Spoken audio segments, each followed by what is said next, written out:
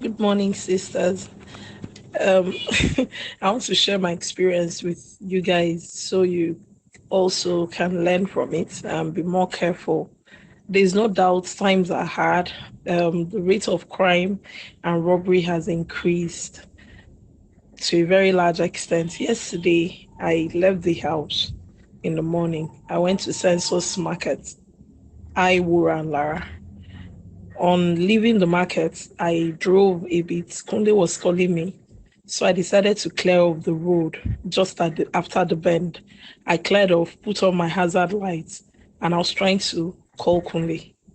A bike just came from behind, from nowhere, and blocked me in front. And a man came down from the bike in mufti. He approached me, knocked on my window, and said, "Madam, wind down. Why are you parked here? I'm from the Nigerian police," and he was trying to show me an ID card. So I just wound down calmly and I said, "Good morning, sir." And he just said, he didn't say anything. He just said, "Can I see your driver's license?" Just when I was busy trying to get my driver's license out, he ordered Wura to move to the back seat. He put his hand inside, opened the car door, and entered the car. When he entered the car and sat down, he took a close look at me. When he looked at me, I turned around and looked at him, and something just told me, "Ida, you're in trouble again. This is not the police." I noticed he had a gun. He put his hand in his pocket and brought out the gun, pointed it at me and said, "Madam, start driving. Drive fast, fast till I tell you to stop." At that point, I knew he was either an armed robber or he was a kidnapper. And I was thinking a million and one things in my head. I started the car and I knew that the road was free.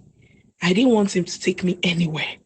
So I just started fidgeting with the car like it won't start. And then when I noticed there were cars coming behind me, I started off, zoomed off immediately, and I crossed the road and blocked the road.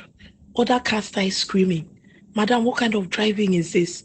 Bang, bang, bang, they were honing. "Madam, leave the road, leave the road." The man now told me, "Madam, what rubbish is this? Don't you know you're on the road? Leave the road."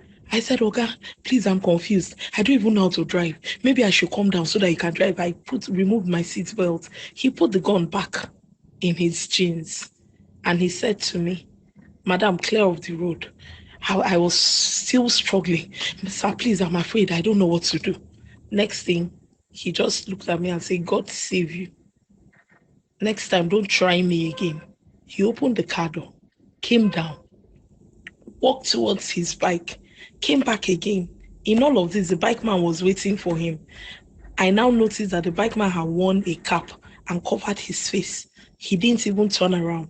And the man came back to me and said, "I can't let you go just like that. You have to give me money."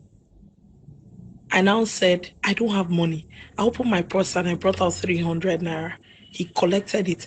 At this point, cars behind had already started screaming, horning. There was a lot of traffic.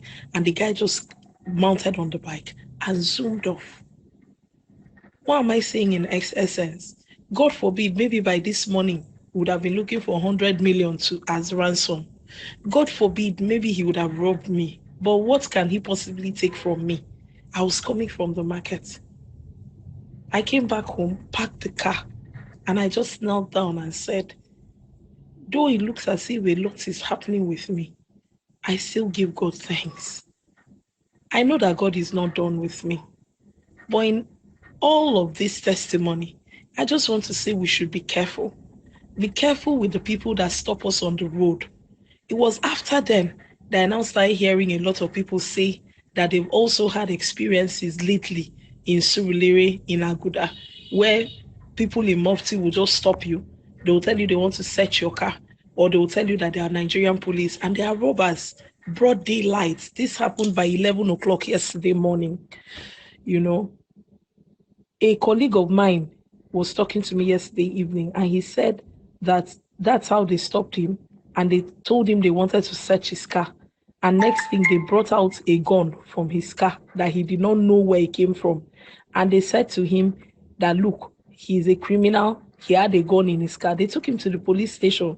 That one was even staged by policemen, and they locked him up. He had to pay 900,000 to bail himself from police custody for keeping gun in his car, gun that he did not know where it came from.